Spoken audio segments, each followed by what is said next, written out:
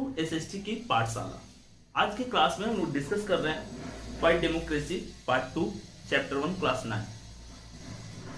Part 1 में जो democracy के कुछ फीचर्स थे उसके बारे में डिस्कस किए कि डेमोक्रेसी जो है कैसे बेटर है डिफरेंट एडमिनिस्ट्रेटिव सिस्टम से। तो सबसे इंपॉर्टेंट जो पॉइंट था कि डेमोक्रेसी के बेटरमेंट का डेमोक्रेसी में इलेक्शन होता है। इलेक्शन के थ्रू आप अपने रिप्रेजेंटेटिव को चूज कर सकते हैं। इसमें डेमोक्रेसी में कुछ इलेक्शन जो होते हैं यूनिवर्सल एडल्ट फ्रेंचाइज अपने रिप्रेजेंटेटिव को चूज करते हैं, और कुछ इलेक्शन जो होते हैं उसमें रिप्रेजेंटेटिव चूज करते हैं। अलग अलग जो कॉन्स्टिट्यूशनल बॉडीज है उसके रिप्रेजेंटेटिव आगे चूज करते हैं। एग्जाम्पल के लिए अगर हम अपर हाउस के एमपी की बात करते हैं, राज्यसभा के एमपी की बात करते हैं, तो उनको कौन इलेक्ट करता है? हर स्टेट के एमएलए लोग इलेक्ट करते हैं। तो डिपेंड करता है। डेमोक्रेसी में दोनों फीचर्स है, यूनिवर्सल एडल्ट फ्रेंचाइज वाला फीचर्स जिसमें मैक्सिमम रिप्रेजेंटेटिव को कौन चूज करता है, यूनिवर्सल एडल्ट फ्रेंचाइज यानी एवरी सिटीजन जिसके पास राइट टू वोट होता है। और ऐसे कुछ पोस्ट होते हैं जैसे कि राज्यसभा का एमपी हो गया या स्टेट लेवल पे एमएलसी हो गया, तो इसको अलग प्रोसेस से चूज किया जाता है जिसमें इलेक्टेड रिप्रेजेंटेटिव चूज करते हैं। कुछ अच्छे पॉइंट्स हैं आपके डेमोक्रेसी के लिए और भी डिस्कस किए होते हैं हम लोग कि डेमोक्रेसी और ट्रू डेमोक्रेसी में क्या अंतर है, क्या डिफरेंसेस है। तो ट्रू डेमोक्रेसी जो है सारे आइडियोलॉजी सारे प्रिंसिपल को फॉलो करता है, जिसमें कुछ बेटर आपके पॉइंट्स हैं। सेकुलरिज्म, फ्रेटर्निटी, रिपब्लिक यानी कि ऐसा डेमोक्रेसी जहां पे कॉन्स्टिट्यूशन भी अप्लाई हो जाए उसको हम लोग क्या बोलते हैं, रिपब्लिक बोलते हैं। आज हम लोग डेमोक्रेसी को दो पार्ट में सेपरेट करेंगे। दो पार्ट में सेपरेट करने का मतलब है कि डेमोक्रेसी के पॉजिटिव फीचर्स और डेमोक्रेसी के नेगेटिव फीचर। क्या डेमोक्रेसी सबसे, देखिए चार जो एडमिनिस्ट्रेटिव सिस्टम हम लोग पढ़े थे, डेमोक्रेसी, मोनार्की, डिक्टेटरशिप और मिलिट्री फॉर्म गवर्नमेंट, तो इन सब में डेमोक्रेसी सबसे अच्छा है। इस बात से हम लोग इनकार नहीं कर सकते, इन सब में डेमोक्रेसी सबसे अच्छा है। बट और सब एडमिनिस्ट्रेटिव सिस्टम के कंपेयर में डेमोक्रेसी अच्छा है, लेकिन डेमोक्रेसी में बहुत सारे नेगेटिव पॉइंट्स हैं जिसको आज हम लोग पॉइंट आउट करेंगे। बहुत सारे ऐसे नेशन है जो ट्रू डेमोक्रेटिक नेशन नहीं है। बहुत सारे ऐसे कंट्री है जहां पे प्रिंसिपल अच्छे हैं, डेमोक्रेसी के फेवर में प्रिंसिपल अच्छे हैं, लेकिन वो प्रैक्टिस में नहीं है। ऐसे कुछ नेगेटिव आउटकम्स भी हैं डेमोक्रेसी के रिगार्डिंग। तो इसको आज हम लोग आज की क्लास में डिस्कस करने वाले हैं। चलिए स्टार्ट करते हैं। Argument against democracy. डेमोक्रेसी के अगेंस्ट में आर्गुमेंट्स क्या हो सकते हैं, वो कौन कौन से नेगेटिव फीचर्स है डेमोक्रेसी के लिए। तो फर्स्ट पॉइंट आपका बोल रहा है leaders keep changing in a democracy, this leads to instability. Leaders जो है वो डेमोक्रेसी में चेंज कर, डेमोक्रेसी का मतलब जो लॉ है उसमें चेंजेस करते हैं। इलेक्टेड रिप्रेजेंटेटिव यानी कि कोई भी लॉ अगर आपको पास कराना है, उसको बिल, ठीक, कोई भी बिल है उसको लॉ बनाना है, तो एग्जीक्यूटिव का सबसे मेन ब्रांच क्या होता है, आपका लेजिस्लेचर है, लोअर हाउस है, अपर हाउस है। तो वहां से जो इलेक्टेड रिप्रेजेंटेटिव है वो लॉ पास करा करके चेंज कर लेते हैं। इससे होता क्या है, इससे this lead to instability, stability नहीं जबकि इनस्टेबिलिटी आती है। देखिए बहुत सारे ऐसे बिल होते हैं जो पॉजिटिव, बहुत सारे लोगों के लिए पॉजिटिव फीचर्स प्रोवाइड करते हैं, लेकिन बहुत सारे ऐसे भी बिल्स होते हैं जो नेगेटिव फीचर प्रोवाइड करते हैं, जो सिटीजन्स के रिक्वायरमेंट को फुली सेटिस्फाई नहीं करते। तो जो लीडर्स चेंज कर देते हैं रिकमेंडेशंस के थ्रू, रिकमेंडेशंस का मतलब जो कॉन्स्टिट्यूशन में रिटन लॉ है उसको चेंज करने के प्रोसेस को रिकमेंडेशंस करते हैं। तो इससे क्या होता है, क्या चीज बढ़ जाती है, लीड्स हो जाती है, इनस्टेबिलिटी जो है वो इंक्रीज कर जाती है। ठीक है। Democracy is all about political competition and power play, there is no scope for morality. देखिए अगर डेमोक्रेसी की बात करते हैं, इलेक्टेड रिप्रेजेंटेटिव की बात करते हैं, इलेक्शन की बात करते हैं, तो इसमें अनफेयर इलेक्शंस भी होते हैं। जो रिप्रेजेंटेटिव है, चाहे हम एमपी, एमएलए, यहां तक कि लोकल लेवल में मुखिया के जो रिप्रेजेंटेटिव होते हैं, अनफेयर वे में इलेक्शन कराते हैं, मनी और मसल्स पावर का यूज करते हैं इलेक्शन जीतने के लिए। जबकि डेमोक्रेसी के प्रिंसिपल आपको कभी अलाउ नहीं करेंगे कि आप मनी और मसल्स पावर का यूज कीजिए इलेक्शन जीतने के लिए, जबकि हर लेवल पे, सेंट्रल लेवल पे, स्टेट लेवल पे या लोकल लेवल पे मनी और मसल्स पावर का यूज किया जाता है, जो कि एक नेगेटिव पॉइंट है डेमोक्रेसी के regarding. There is no scope, morality यहाँ पे नहीं है। ठीक है, जीतने के लिए हम किसी भी हद तक जाते हैं। इसका मतलब नहीं कि 100% सारे लीडर्स ऐसा करते हैं, लेकिन मैक्सिमम लीडर्स ऐसे ही करते हैं। एग्जाम्पल के लिए वही लोग इलेक्शन जीतते हैं जो बाहुबली छवि वाले होते हैं। बाहुबली छवि मतलब जिनके पास पावर हो, money and muscles, power and पैसा हो, वही इलेक्शन में जीतते हैं। बहुत रेयर ही ऐसे लोग होते हैं जो पुअर हैं और इलेक्शन में जीतते हैं।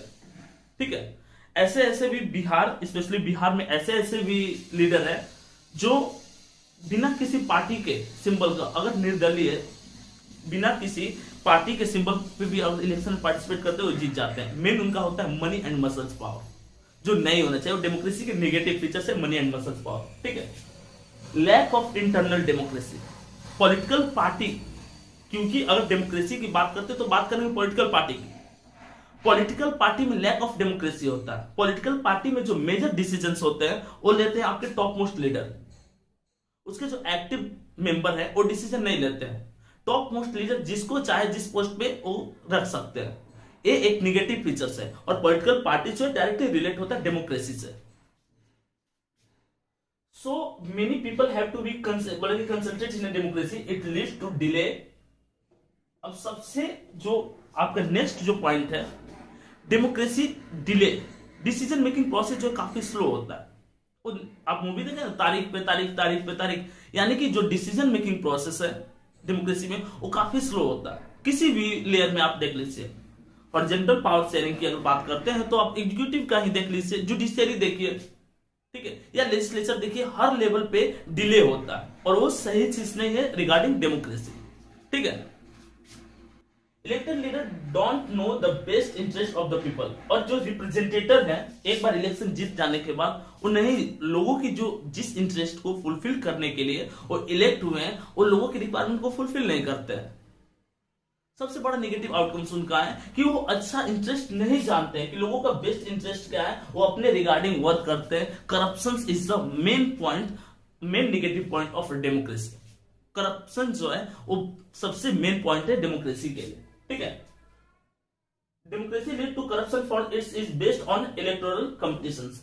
इलेक्टोरल कॉम्पिटिशंस में करप्शन होते हैं। अगर कोई भी लीडर 100 करोड़ 50 करोड़ या 200 करोड़ खर्च करता है इलेक्शन जीतने के लिए एज अ एमपी, तो पहली बात की इलेक्शन जीतने के बाद जितना पैसा वो इन्वेस्ट किया इलेक्शन जीतने वो तो फुलफिल करेगा, कवर अप करेगा। बहुत सारे ऐसे लीडर्स हैं जिसपे हजार करोड़ के घोटाले के चार्जेस लगते हैं, करप्शन के चार्जेस लगते हैं। तो करप्शन जो है वो डेमोक्रेसी को कहीं ना कहीं खोखला करता है, कहीं ना कहीं कमजोर करता है। ठीक है, ordinary people don't know what is the good for them, they should not decide anything. Ordinary people या कॉमन पीपल नहीं जानते कि उनके लिए सही चीजें क्या है, कैसे उन सही चीजों को इंप्लीमेंट कर सकते हैं, कैसे अलग अलग पॉलिसीज उनके लिए आएगी। ये सारे डिसीजन तो लीडर को लेना रहता है। कॉमन पीपल का बस यहाँ पे डेमोक्रेसी में एक ही पार्टिसिपेशन है, क्या है कि वो वोटिंग करते हैं। वोटिंग के बाद जो मेजर डिसीजन है वो कौन लेता है, टॉप मोस्ट लीडर। तो एक चॉइस होनी चाहिए कि अगर मैं अपने एमपी एमएलए या जो लोकल लेवल के रिप्रेजेंटेटिव है उनसे खुश नहीं हो तो उनको चेंज कर दो, उनको हटा दो। अब यहाँ पे ये तो निगेटिव पॉइंट्स है, तो सारे निगेटिव पॉइंट्स हम लोग डिस्कस किए। इसके साथ साथ पॉजिटिव पॉइंट्स भी है डेमोक्रेसी में, बहुत सारे पॉजिटिव पॉइंट्स है। वो कौन कौन से पॉजिटिव पॉइंट्स है जो डेमोक्रेसी को स्ट्रॉन्ग करते हैं? तो डेमोक्रेसी के पास प्रिंसिपल और पॉलिसीज अच्छे हैं। डेमोक्रेसी में इलेक्शन होता है, इसमें आप अपने रिप्रेजेंटेटिव को चूज करने का चॉइस होता है। A democratic government is a better government because it is a more accountable form of government. Accountable form of government का मतलब जवाबदेह होती है। आरटीआई का मतलब राइट टू इंफॉर्मेशन, यानी कि गवर्नमेंट की कौन सी पॉलिसीज कहां पे चल रही है, आपके पास हक है, आपके पास राइट है, आप जान सकते हैं गवर्नमेंट से। अकाउंटेबल जवाबदेह गवर्नमेंट होती है डेमोक्रेसी, जबकि और एडमिनिस्ट्रेटिव सिस्टम्स की या डिफरेंट गवर्नमेंट की बात करते हैं वो अकाउंटेबल नहीं होती है।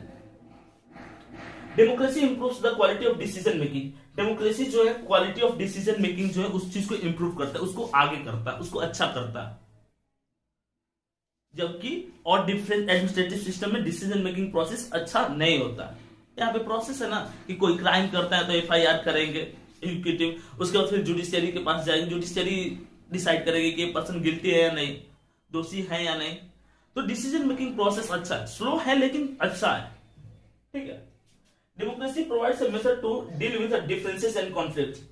डेमोक्रेसी एक प्रोवाइड करता है मेथड को, क्या किस मेथड को, कि डिफरेंसेस और कॉन्फ्लिक्ट्स को सॉर्ट आउट करे, उसको खत्म कर दे। अलग अलग सोसाइटीज के बीच में डिफरेंसेस है उसको, या डिफरेंट सोसाइटी के बीच में कॉन्फ्लिक्ट है तो उसको आसानी से डेमोक्रेसी में खत्म किया जा सकता है, ठीक है, बिना कोई हार्ड डिसीजन लिए हुए। जबकि और एडमिनिस्ट्रेटिव सिस्टम में ऐसी प्रोसेस नहीं होता। Democracy enhance the dignity of citizen. देखिए प्रोटेक्ट करता है, डेमोक्रेसी जो है प्रोटेक्ट करता है, किस चीज को प्रोटेक्ट करता है? सिटीजन्स की जो डिग्निटी है, आत्मसम्मान है, उसको प्रमोट करता है, ठीक है। Is better than other forms of government. ए और जो फॉर्म ऑफ गवर्नमेंट है उससे बढ़िया है, उससे बेटर है। इसका मेन रीजन क्या है?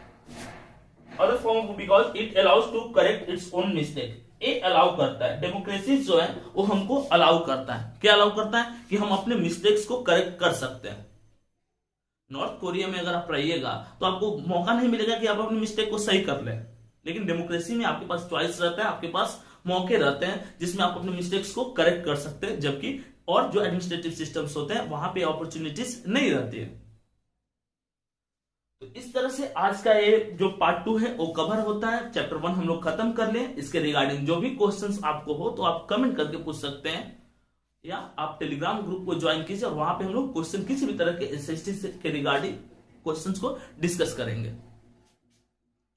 और सबसे इंपॉर्टेंट पॉइंट, जो 30 नवंबर को 10th का एग्जाम है उसका सैंपल पेपर हम लोग रिलीज कर दिए, अभी 1 किए हैं।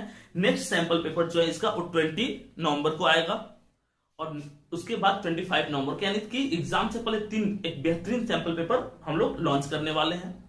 आप इस सैंपल पेपर को सॉल्व कीजिए जो हमारे ऐप में है।